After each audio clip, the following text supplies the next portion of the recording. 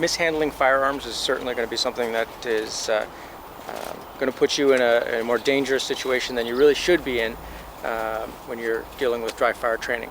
So there's a couple of instructions that we have just to make sure that anybody who isn't completely familiar with those firearms has a good idea of how to keep themselves safe. So one of the things that you need to do is make sure that you've read and you follow all the instructions and recommendations of the manufacturer of your firearm. If the manufacturer says not to do something, you certainly aren't going to change those rules because you're using the DFT clip. So make sure you're following all of their rules first. They know how to keep you safe using their firearm. So keep an eye on that and learn those before you start using our product, and then integrate those rules into how you use the DFT clip. The DFT clip is not designed to be used with any loaded ammunition. When you're using the DFT clip, you actually want to make sure that you follow good dry fire policies and procedures, and make sure that there is no there's no ammunition at all in the area that you are going to be in order to do your dry fire practice. This is a safety thing, and it makes it far less likely that you are going to load up your gun and then do something that might hurt somebody. So oftentimes it just means that the person that's dry firing forgets that they have loaded up their gun, and unfortunately a lot of people have gotten hurt that way. So make sure you never use the DFT clip when there is ammunition even in the room. You want to separate that completely.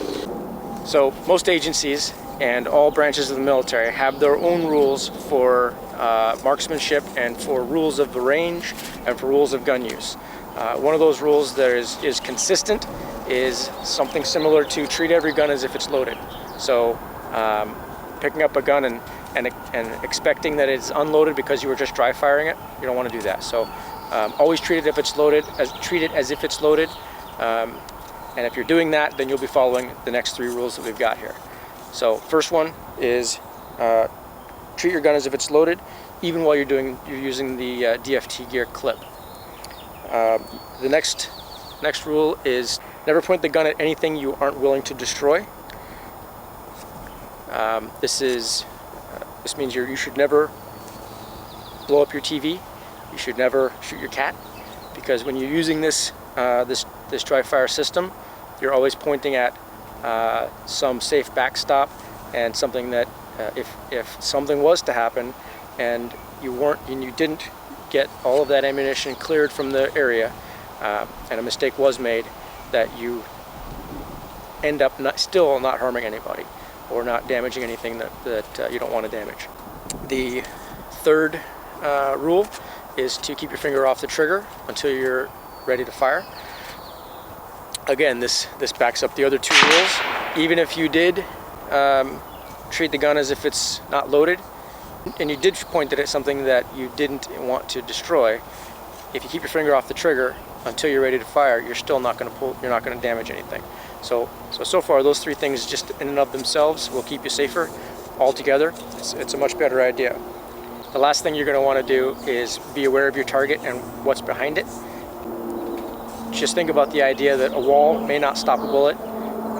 So you want to make sure you've got a good backstop, even if you're just dry firing, because on the off chance that a mistake is made and that bullet goes through a wall, you don't necessarily know what's in the other side. We don't want anybody hurt.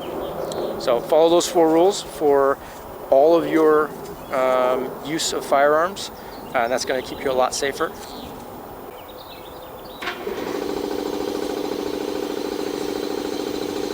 So the next step of this is to make sure that you're following the dry fire rules. So this is going to be slightly different. It has to do with specifically with dry firing. When you're dry firing, you still want to follow all the basic gun safety rules. If you follow those rules, you're going to be much safer. So the dry fire rules are to actually even enhance that safety more. So the last thing we want to do is have somebody get hurt. So the first one is to select a location and time that you know you will not be interrupted. Interruptions can cause a very dangerous situation due to distractions from safety procedures. So basically what that's saying is you're not going to sit in your living room with your kids running around and dry fire.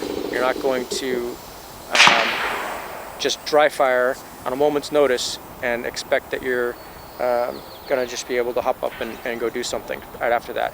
You want to have a time set aside that you know you're not going to get distracted, so that you can focus on these safety rules, so you can make sure that you're safe, and that you get good training in, where you're not distracted from the training. The next dry fire rule is to remove all ammunition from the room or the area. I recommend you actually putting all your ammunition in your safe. Make yourself absolutely sure that you're not going to accidentally load up and forget that you've loaded up and take that one more dry fire shot.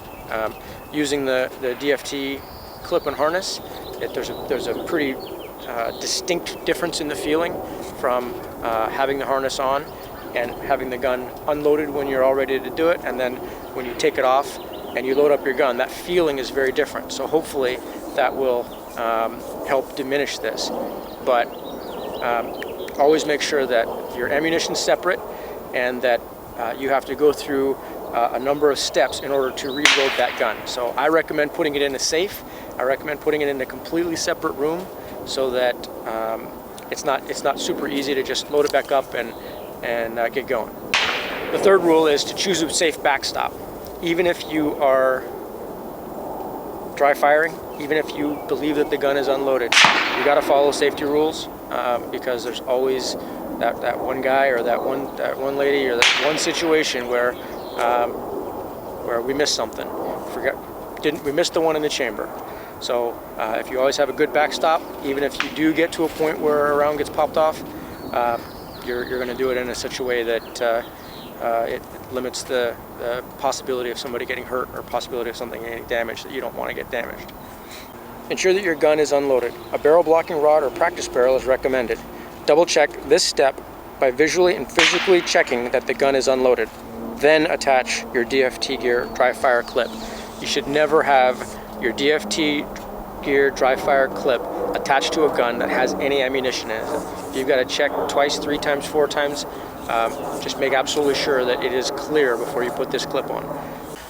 So this last step has to do with when you're finished dry firing. One of the important things is setting yourself up to dry fire well by creating a situation where you're not going to get interrupted, and where you know you'll have used good safety rules. In the end, when you're done, what you want to do is you want to take down all of those things that feel like you're dry firing. Take down your dry fire target, take off the clip, and give yourself half an hour is recommended between dry firing and loading up your gun, in order to make sure that you absolutely know that because I've transferred this gun to now a loaded state, I'm not dry firing anymore. And it's very important for people who are dry firing to know that they are no longer dry firing, so they don't accidentally make any mistakes. Most of the issues that we have with people who are dry firing involve people who forget to make the gun safe, or they forget that the gun isn't safe any longer.